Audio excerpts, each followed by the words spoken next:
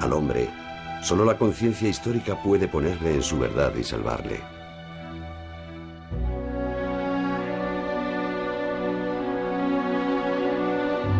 Yo soy yo y mi circunstancia, y si no la salvo a ella, no me salvo yo.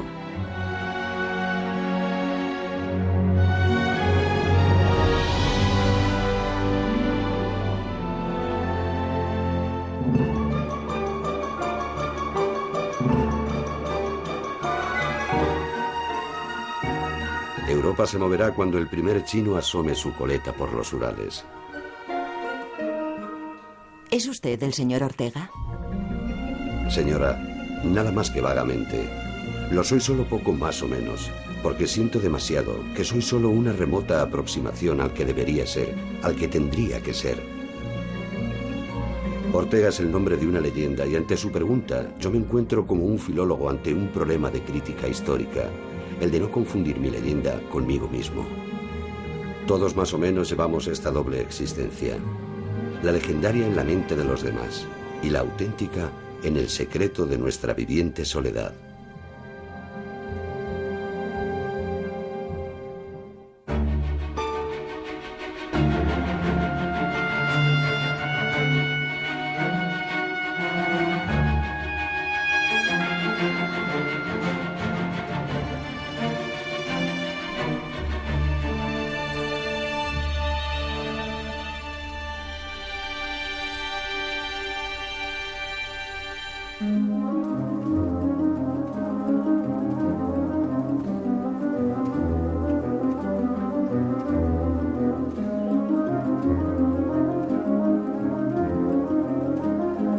El lugar y la fecha constituyen 2/3 de una biografía.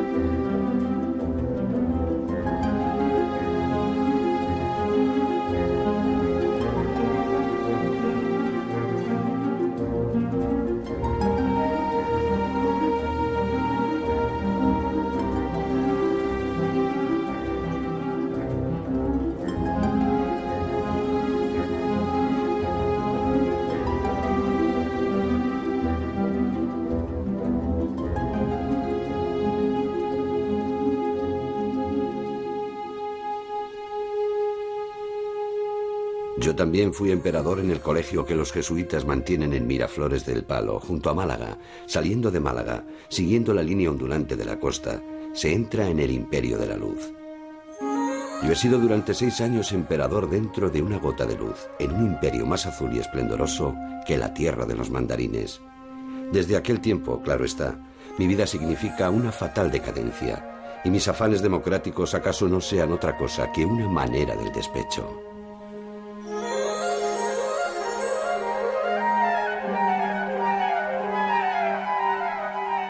Si me preguntaran cuál es el libro filosófico más importante del siglo XX, yo diría que era Sein und Zeit de Heidegger.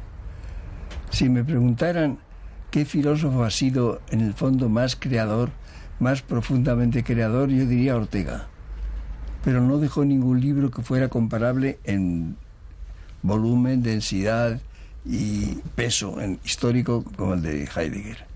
Yo creo que Ortega fue más allá que Heidegger, pero no dejó un libro comparable.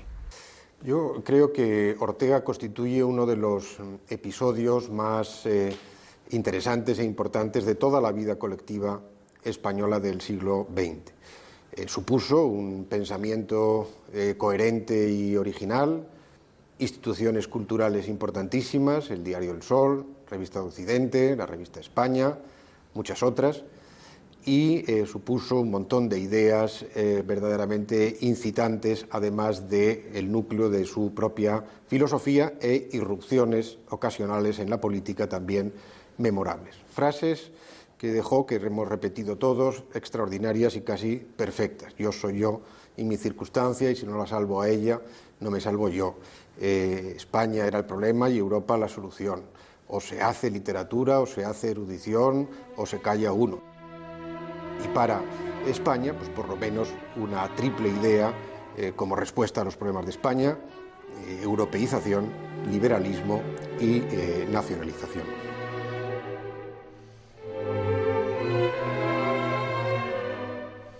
En el año 1877 pasamos nuestro primer verano en el Escorial, al que habían de suceder otros muchos.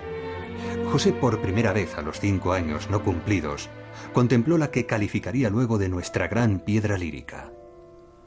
Una de las básicas impresiones de mi hermano es la que se contempla desde el Jardín de los Frailes y al que tanto nos agradaba ir.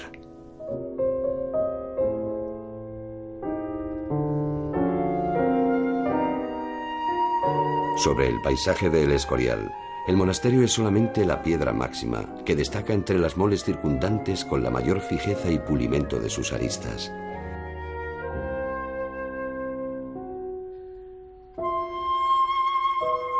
Hosco y silencioso aguarda el paisaje de granito, con su gran piedra lírica en medio, una generación digna de arrancarle la chispa espiritual.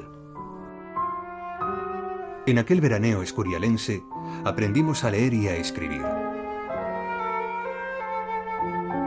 Cuando mi hermano contaba 11 o 12 años, padeció una crisis tan profunda que le enfermó. Se sintió atraído, más bien arrastrado, por la corriente de pasiones y experiencia vital de la comedia humana de Balzac.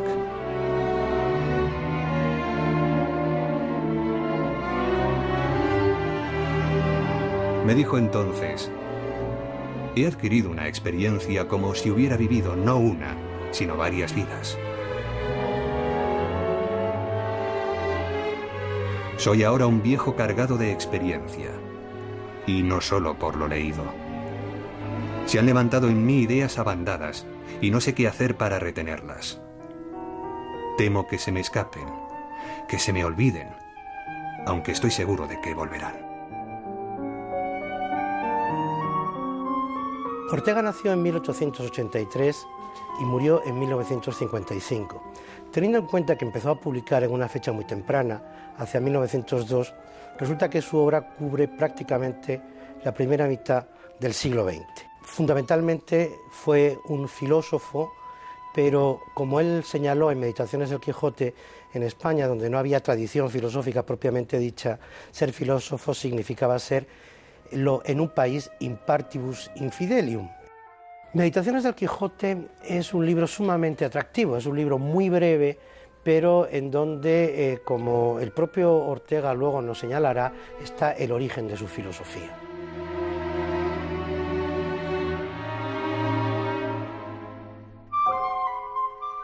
¿Habrá un libro más profundo que esta humilde novela de aire burlesco? Es por lo menos dudoso que haya otros libros españoles verdaderamente profundos. Razón de más para que concentremos en el Quijote la magna pregunta: Dios mío, ¿qué es España? ¿Qué es esta España? Este promontorio espiritual de Europa, ¿esta como proa del alma continental? ¿Dónde está? Decidme, una palabra clara, una sola palabra radiante que pueda satisfacer a un corazón honrado y a una mente delicada, que alumbre el destino de España. Tales fueron los pensamientos suscitados por una tarde de primavera en el boscaje que ciñe el monasterio del Escorial, nuestra gran piedra lírica. Ellos me llevaron a la resolución de escribir estos ensayos sobre el Quijote.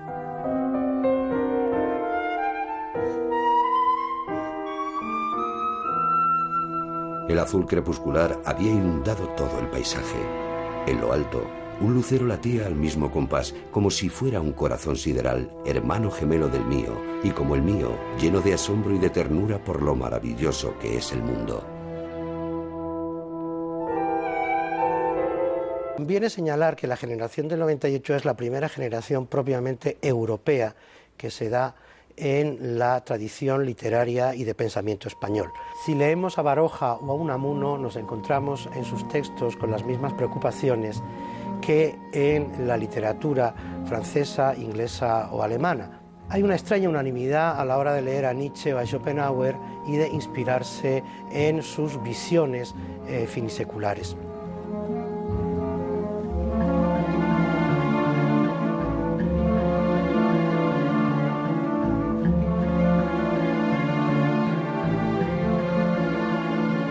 volviendo a Ortega, en lo que respecta a la filosofía que Ortega empieza a elaborar a partir de 1914, fecha que publica su primer libro, nos encontraríamos entonces en que esta es la síntesis de esa triple tradición. Lo francés en un tono, si queremos, menor, y sobre todo el esfuerzo de la síntesis entre lo que él ha aprendido de la filosofía alemana y los problemas que retiene de su interlocución con la generación del 98, especialmente con el miembro más filósofo de todos ellos, sin duda alguna, Miguel de Unamuno. Ortega se pertenece a un periodo muy brillante de la historia intelectual de España, donde había las figuras eminentes que todos sabemos. Estaba la figura de Unamuno, que en cierto modo era el contrapunto que Ortega tomaba para sus propias expresiones, ¿no? Porque la personalidad era totalmente opuesta a la personalidad humana, a la individualidad de cada uno, como era Unamuno y como era Ortega.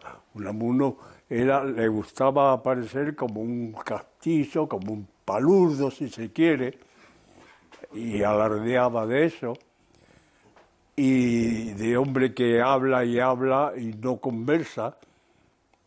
Ortega era todo lo contrario, abierto, flexible, deseoso de incorporar al interlocutor y de sacar del interlocutor lo que pudiera haber de interesante para él.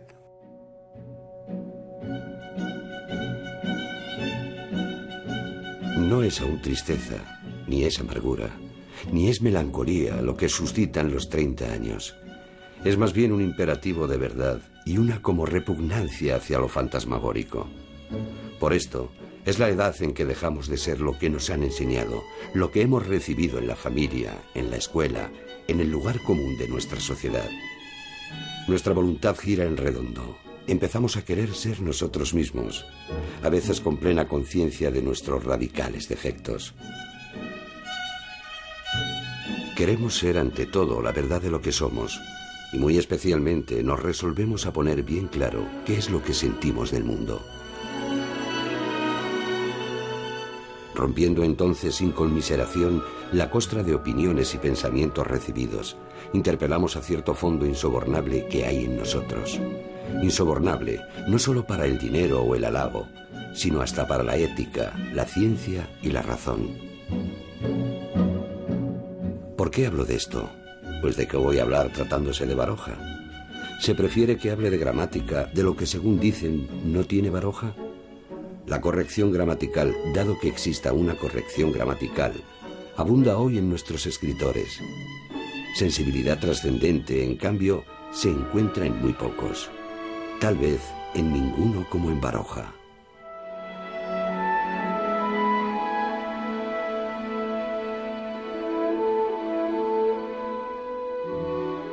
Cuando hace 30 años los políticos peroraban ante las multitudes, solían rechazar esta o la otra medida de gobierno, tal o cual desmán, diciendo que era cosa impropia de la altura de los tiempos. Es curioso advertir que la misma razón daba Trajano en su famosa carta a Plinio para que no se persiguiese a los cristianos en virtud de denuncias anónimas. Ha habido pues en la historia varias épocas que se han sentido a sí mismas como arribadas a una altura. Tiempos en que se llega al término de un viaje. Momentos en que se cumple un afán antiguo y se hiera una esperanza. Es la llamada plenitud de los tiempos.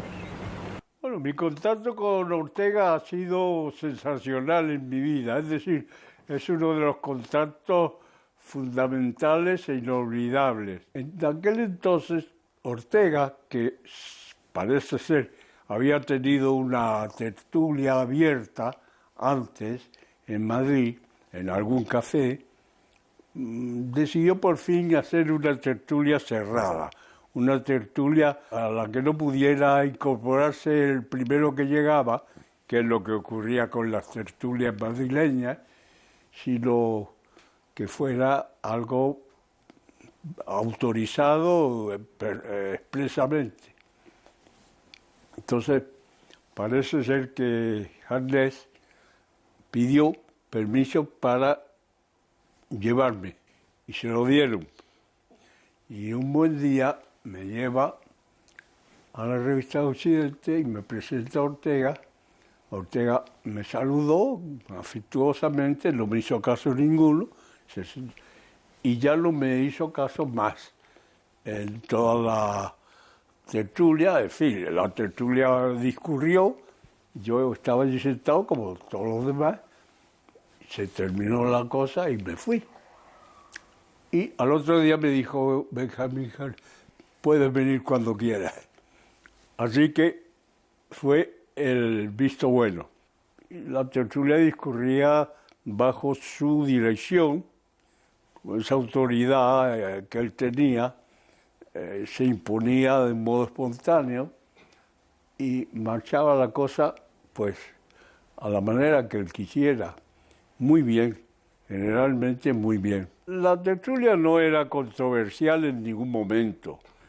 En primer término porque Ortega era la autoridad y ahí estaba, y era su casa y nadie iba a ponerse a combatir nada. Así que había una armonía preestablecida.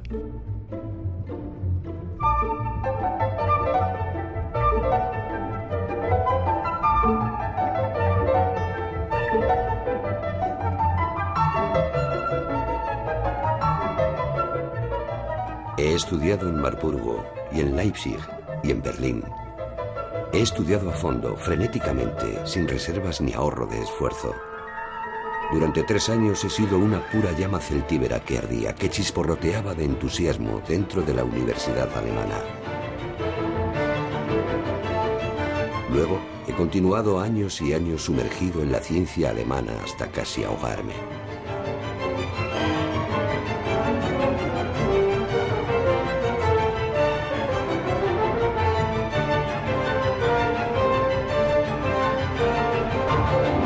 Ortega fue a Alemania a los 22 años, hay que tener en cuenta estas edades, porque se daba cuenta que no sabía prácticamente nada, y eso es lo que nos dice un Leipzig, no sé nada, pero en ese momento Ortega no tiene clara todavía cuál es su vocación, si quiere hacer filosofía, latín, filología incluso, y visita Berlín, y en Berlín encuentra una Alemania impresionante para él, le deslumbra, dice: Alemania es perfecta, aquí se encuentra todo, y lo único que tiene es la amargura de tener que volver a España, a Madrid, donde no va a encontrar ningún libro.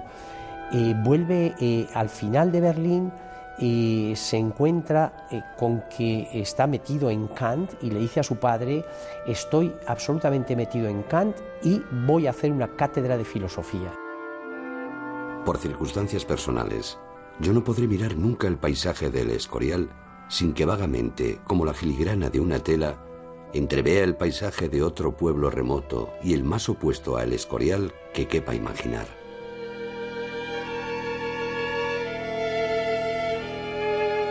En esta ciudad he pasado el equinoccio de mi juventud. A ella debo la mitad de mis esperanzas y casi toda mi disciplina. Ese pueblo es Marburgo, de la ribera del Lahn.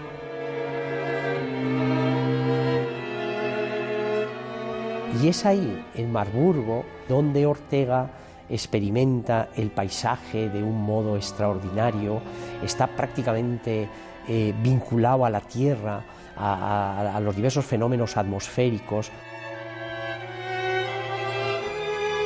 Y un día de niebla le dice a su novia: hoy hay niebla, el 28 de octubre de 1906, y le dice: hoy he visto cuál es mi destino, mi misión.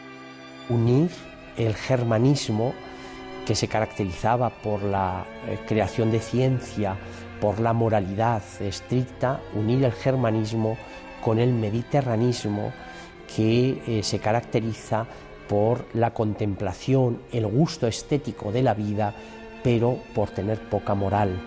y él piensa que el futuro de España está precisamente en reunificar esas dos posibilidades, esos dos modos de vida, el germanismo y el mediterranismo. De siempre ya o para siempre Alemania va a ser un referente clave en la vida de Ortega. En 1911 Ortega da en Marburgo un giro muy grande de la mano de Nicolai Hartmann, dejando el neocantismo hacia la fenomenología de Husserl, que es allá cuando empieza a estudiarla. En la humilde buhardilla de Marburgo, allá en lo más alto de la empinada ciudad, el admirable Nicolai Hartmann tocaba su violonchelo. Yo le escucho. Tenemos 22 o 23 años. La melodía siempre patética, casi de varón, que emite el cello, hace sus giros y evoluciones en el aire como una golondrina. Por el ventanuco veo descender la ciudad que vive agarrada al flanco del cerro y llegar hasta el valle por donde pasa el Lahn, cantando siempre su canción ninguna.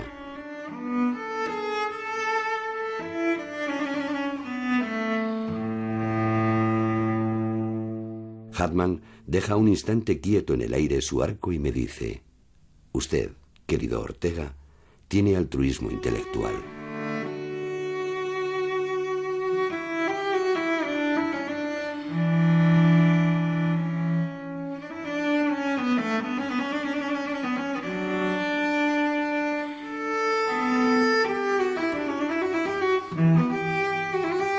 Tengo que añadir que, propiamente hablando, en Marburgo no se enseñaba filosofía. Era preciso saberla ya de antemano, traerla aprendida desde el vientre de la madre.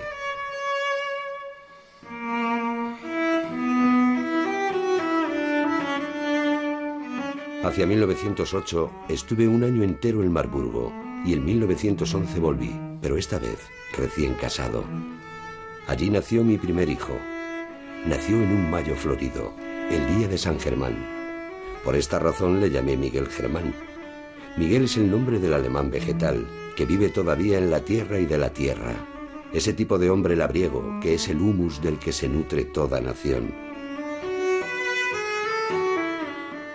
Pero Miguel era también el nombre de un muy viejo amigo mío, de un español profundo y pobre, que anduvo por los caminos del mundo ocultando bajo la sonrisa más cortés el corazón más dolorido. Pero tal vez ustedes tengan algunas noticias de él. Ese Miguel es Miguel de Cervantes.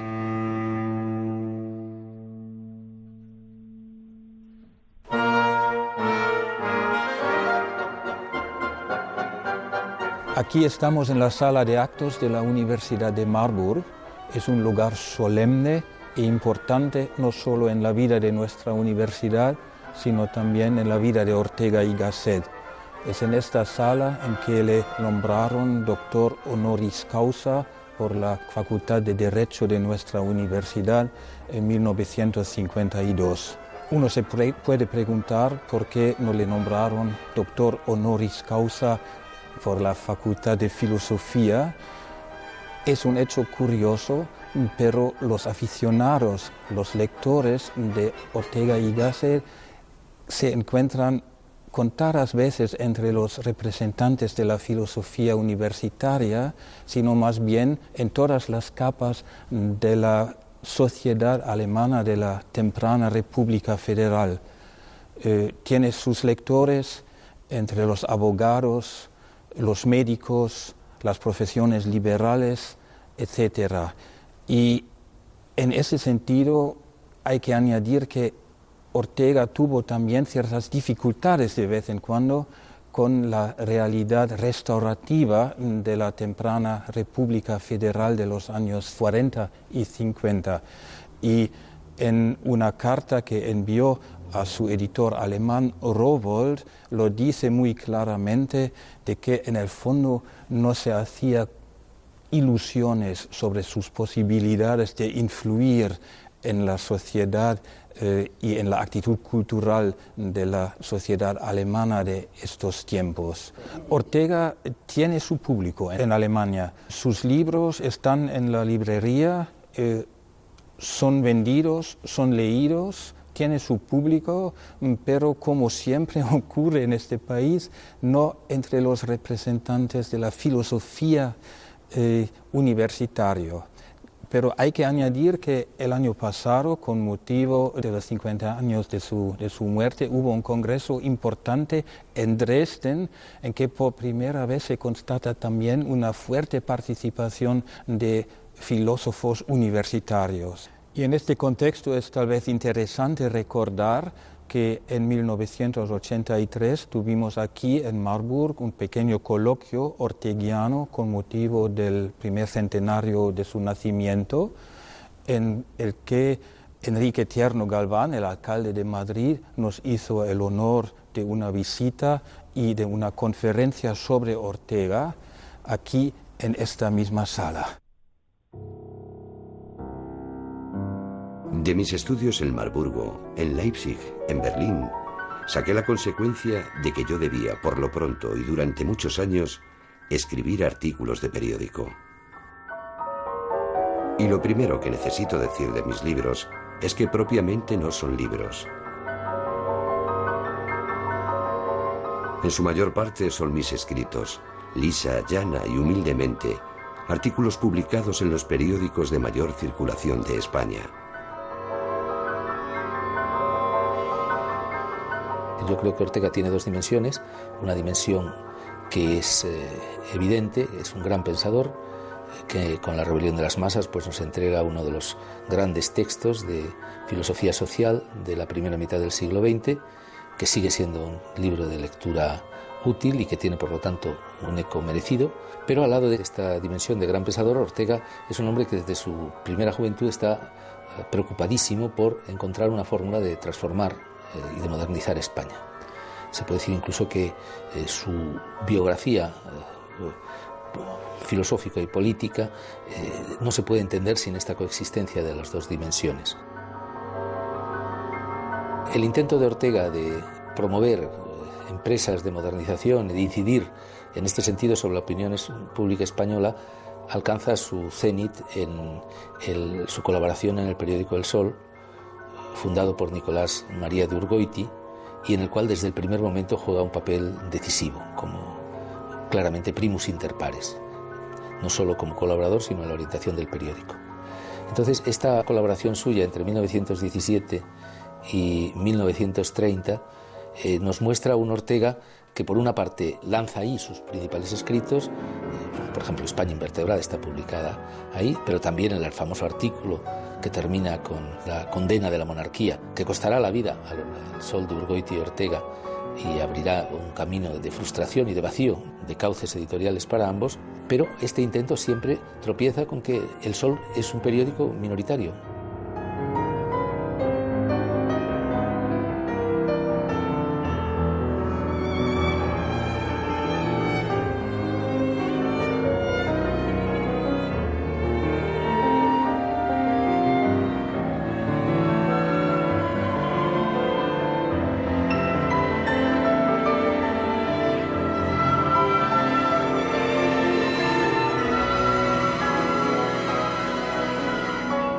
Si alguien mira la miseria de mi obra no más que al trasluz, lo que ve es un hombre estremecido en torno a ciertos grandes temas españoles, danzando ante ellos en frenesí ritual como David delante del arca.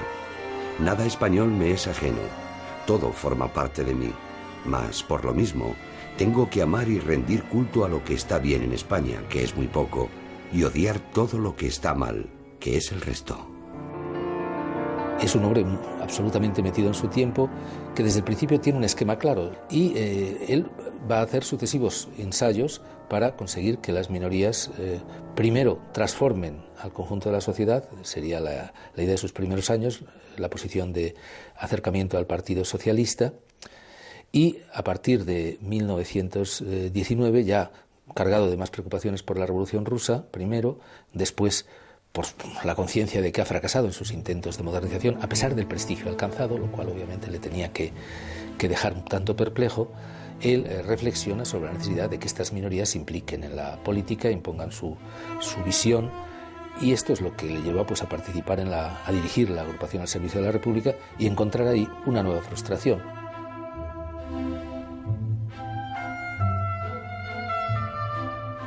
La historia iba tan deprisa que mejoró incluso las mejores expectativas. La República llegó sin un solo esfuerzo y Ortega se encontró en una situación un tanto inequívoca. Tenía sentido mantener una agrupación que había cubierto su objetivo o había que meterse en política.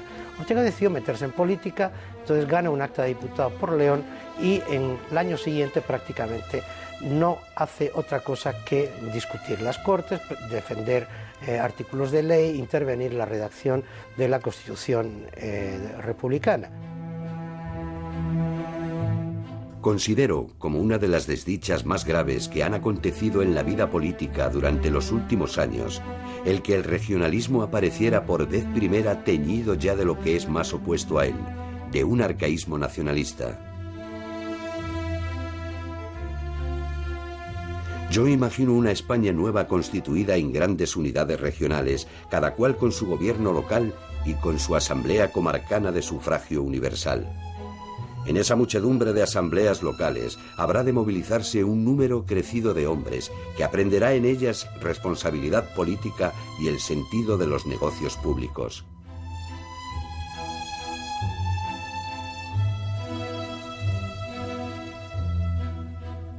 Lanzar a España toda, a esa España enorme y profunda en esa nueva vida, sí que sería verdaderamente una ingente transformación del país.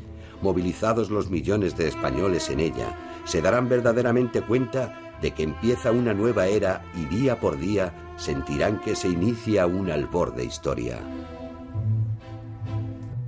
Yo creo que Ortega para el historiador es extraordinariamente interesante en muchos sentidos. A mí me interesa primero la idea de que España es un país, era un país invertebrado por la ausencia de minorías y por el particularismo regional, y esa otra idea que desarrolló en la redención de las provincias, de que España era puro pueblo, que la verdadera realidad social eran las provincias y que en España había que hacer política desde las provincias y para las provincias. Eso se tradujo en una concepción territorial de Ortega sumamente interesante y sumamente actual, su teoría de la gran comarca, lo que hoy equivale a nuestras regiones. Eso fue la propuesta de Ortega en la Constitución de 1931, en el debate sobre los nacionalismos y sobre Cataluña. Ortega hubiera estado mucho más próximo a lo que hoy entendemos por un Estado de las autonomías que a un Estado con algunas pocas autonomías selectivas. Después de la guerra civil española, Ortega, se ha dicho alguna vez, se queda sin público, no tiene referencia y en cierta medida se ve su fracaso, pero algunos decimos, y el profesor Andrés de Blas también lo ha dicho, la Constitución española rezuma toda ella ideas orteguianas. Yo incluso creo que se puede decir que el fracaso político de Ortega en la República encuentra cierta venganza positiva en la Constitución española. He sabido que él se desilusiona muy pronto. En diciembre de 1931 da su famosa conferencia Rectificación de la República y el título lo dice todo. Se inicia aquí ese complejo fenómeno biográfico que conocemos con el nombre del silencio de Ortega, tan estudiado, tan a veces cicateramente discutido, pero que constituye, como ya he dicho, un elemento muy importante de su biografía. Es ya bastante penoso obligar a decir ahora cosas un poco tonitruantes a un hombre que interrumpió su ejercicio político sin ruido alguno, apagándose lentamente, borrándose poco a poco para intentar que ni siquiera fuera notada su aspiración a no existir. Pero esto no es sino un síntoma, al fin y al cabo minúsculo, de la inconcebible ligereza con que muchos españoles asisten a la agravación del destino nacional, agravación que se produce en pura pérdida para todos y sin que nadie, que no sea ciego, pueda hacerse ilusiones siquiera de que va a ser él quien se beneficie del mal.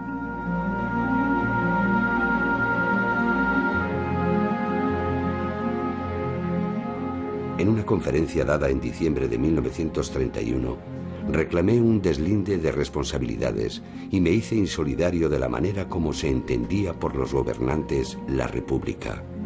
pero ni la opinión ni los grupos políticos me hicieron el más ligero caso. Este fracaso rotundo y perfecto me da derecho a un silencio cuando menos transitorio. Lo que sucedió en España con la sublevación y lo que vino enseguida torció el rumbo de todo el mundo, porque la República se acabó en el momento en que se acabó la democracia, y la democracia no podía subsistir en aquellas circunstancias. De modo que para el pensamiento político y la idea política de Ortega no había ya nada que hacer. Y es lo que ocurrió con él, que tuvo que callarse, y callarse penosamente. Y llevó el contratiempo histórico tremendo, lo asumió del modo relativamente menos, digamos, censurable posible. Pero tampoco fue algo en que él se luciera, porque lo que hizo fue aguantar el temporal, sencillamente. Aguantarlo lo mejor que pudo, con dignidad, sin perder la dignidad, pero perdiendo sí la línea de su relación con la cosa pública.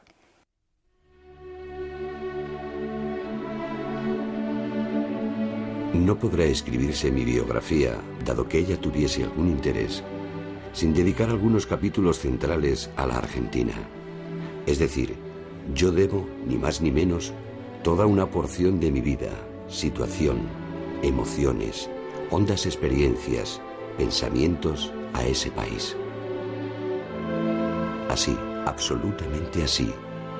Debo, pues, una parte sustancial de mí mismo, de mi vida, a la Argentina. Tengo, pues, una deuda enorme con ese país. Y estas no son palabras. No es que yo diga que tengo esa deuda, sino que la tengo, dígalo o no.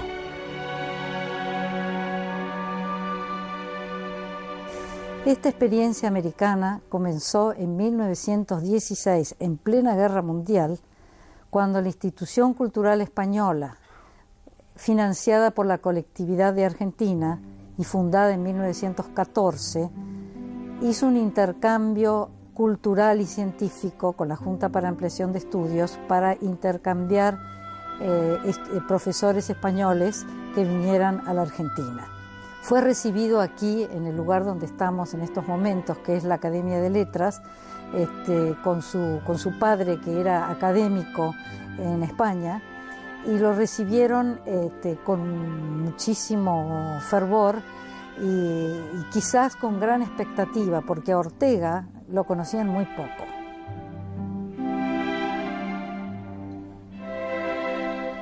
Ortega dijo, bueno, hay un nuevo siglo, tenemos que mirar con un nuevo régimen de atención, hay un cambio de percepción, y se dirigió a dos grupos muy importantes. Los jóvenes de Argentina, sobre los cuales él veía que podía haber posibles cambios, incluso se dice que Ortega tuvo mucho impacto en la reforma universitaria que hubo en la Argentina en 1918, y luego en las mujeres. Él veía que la mujer argentina era un vehículo muy importante de cambio y transformación. Incluso dijo que ellas serían las que cambiarían el fondo cultural de la Argentina. Y entre esas mujeres estaba, por supuesto, su gran impacto emotivo, su coup de foudre, como diríamos, que fue Victoria Ocampo.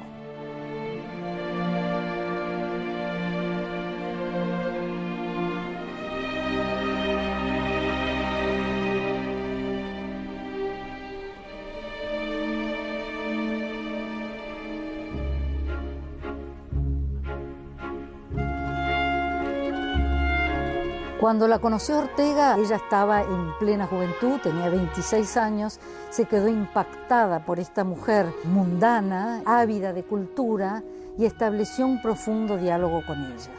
con ella y con toda la mujer argentina, con todas las mujeres argentinas, porque hubo muchas otras que establecieron contacto con Ortega en este primer viaje. Es muy importante la relación con Victoria Ocampo porque ella inspiró definitivamente esa serie de ensayos que Ortega escribió sobre la cultura del amor. Pasan definitivamente por Victoria Ocampo en un principio y luego serán filosofía mucho más profunda. Pero ella dejó indudablemente una profunda huella, no solo sentimental, sino intelectual en su desarrollo de esta filosofía que llamó la cultura del amor.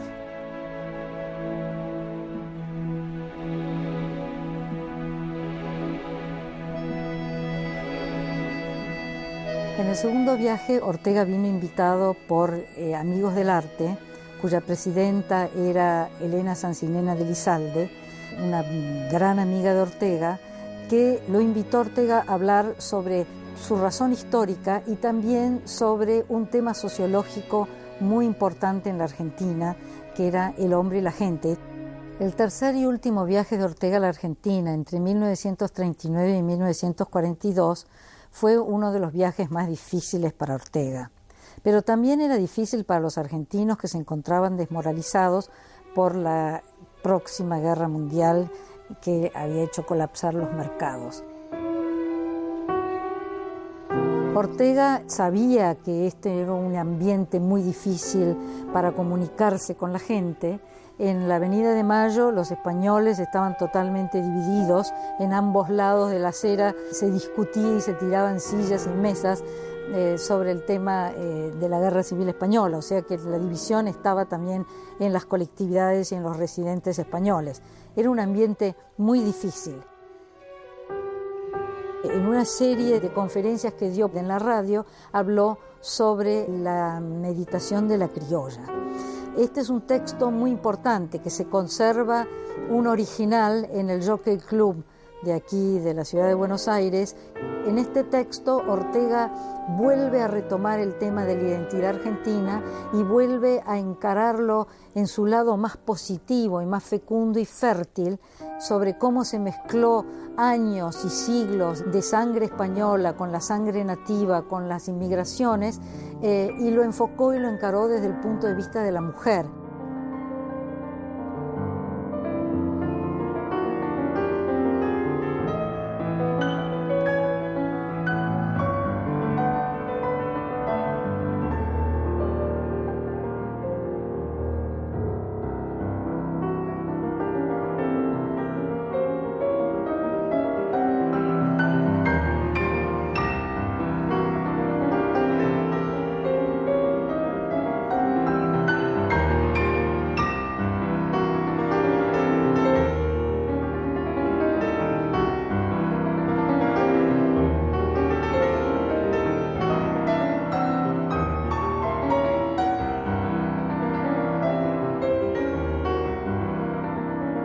Lo primero que la criolla es, amigos, es vehemencia. Sin esto, no habría nada de todo lo demás. La palabra vehemencia es magnífica. La criolla es vehemente porque vive en constante y omnímodo lujo vital. Existe, con sobre de existir. No está ante nada escasa de reacción, como la mujer del norte de Europa, que es un poco inerte. Por eso digo que vive en constante lujo vital. No importa que sea rica o que sea pobre.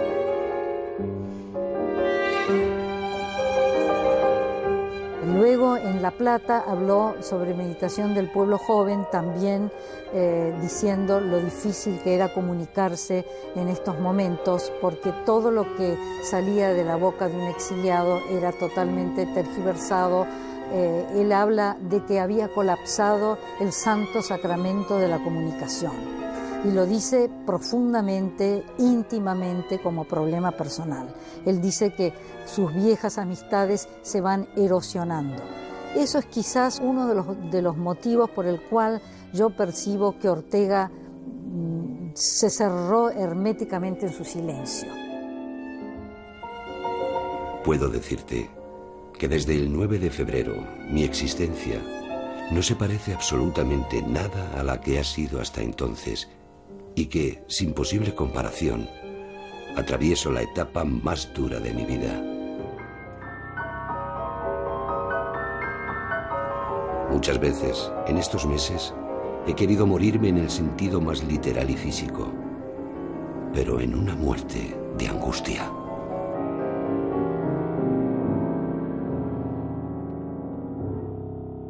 Es curioso el resultado que tuvo los años de docencia de Ortega entre los argentinos.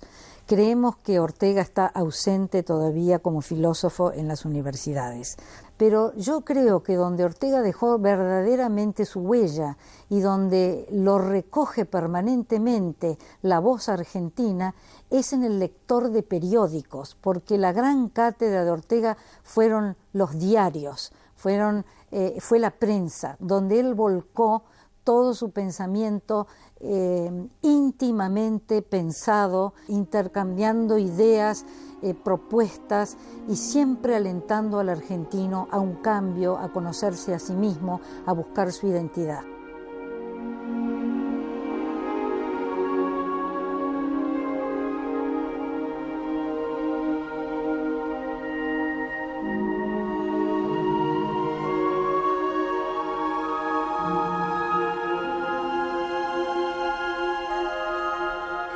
Los últimos años de la vida de Ortega es una época, a su manera, de profundo éxito, puesto que le llaman prácticamente todas las grandes universidades europeas y americanas.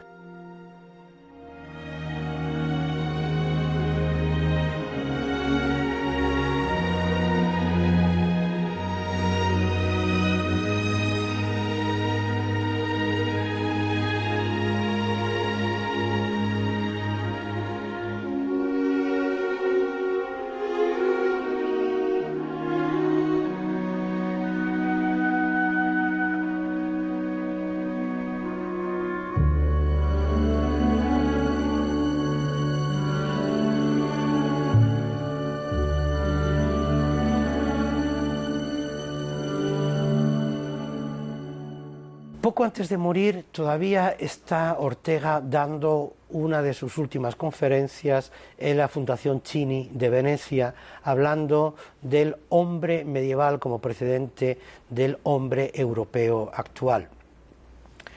Volverá a España, se sentirá dispuesto, está de viaje por el norte de España, por el norte fresco que tanto le gustaba a Ortega, como digo, se siente indispuesto, vuelve a Madrid y muere al poco tiempo.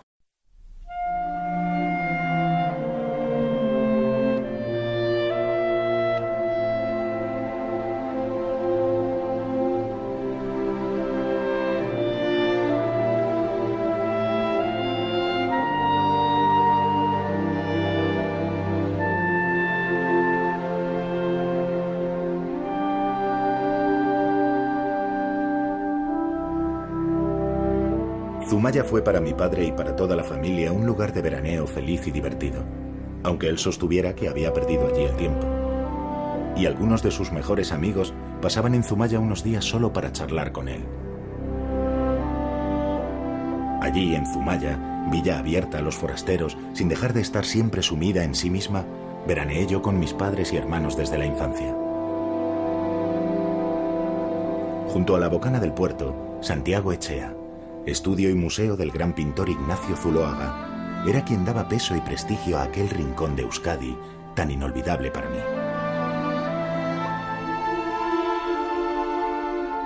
Lo primero con lo que me encontré en la universidad cuando llegué, pues era con la muerte de Ortega, ¿no? Se le rindió un homenaje que no he olvidado, ¿no?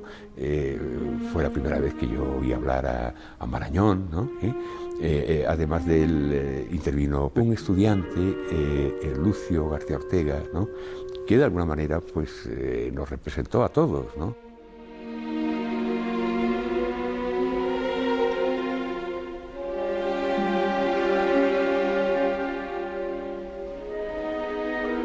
Este homenaje póstumo a Ortega y Gasset es el homenaje de los que pudimos haber sido discípulos suyos, de los que no lo somos y estamos sufriendo el vacío que él dejó al abandonar por causas conocidas su cátedra de metafísica.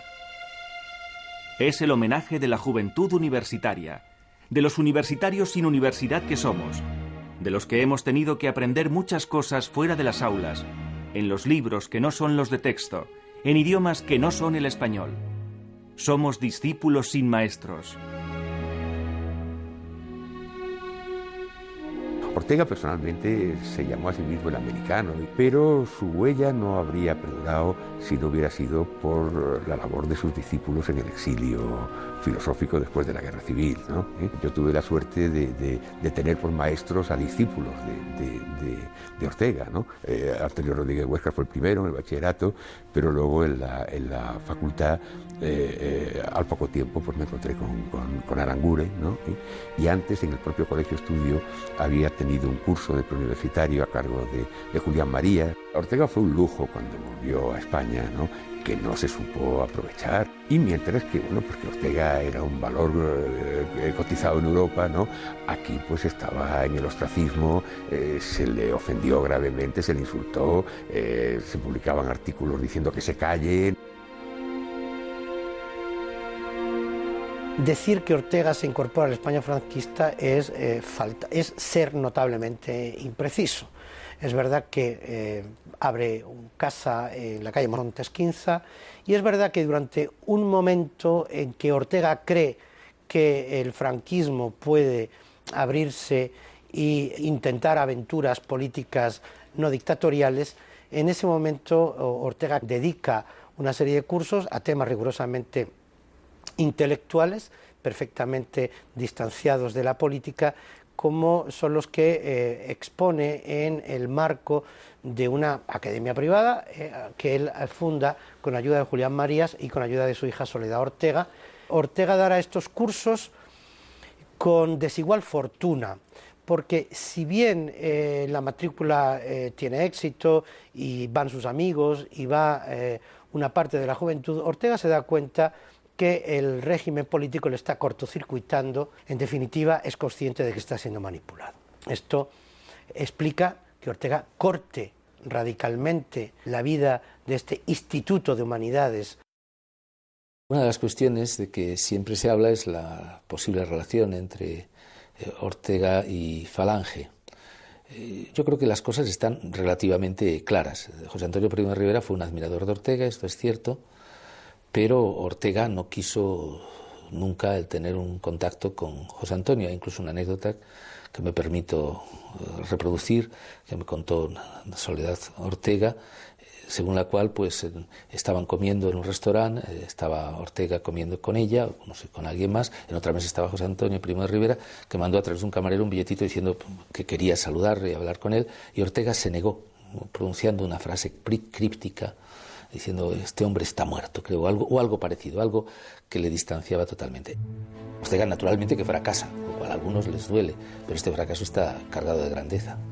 Pero insisto, este fracaso, ¿por qué considerarlo como algo negativo? Yo creo que es un poco el fracaso de la modernización política en el siglo XX reflejado en una figura preclara, ¿no?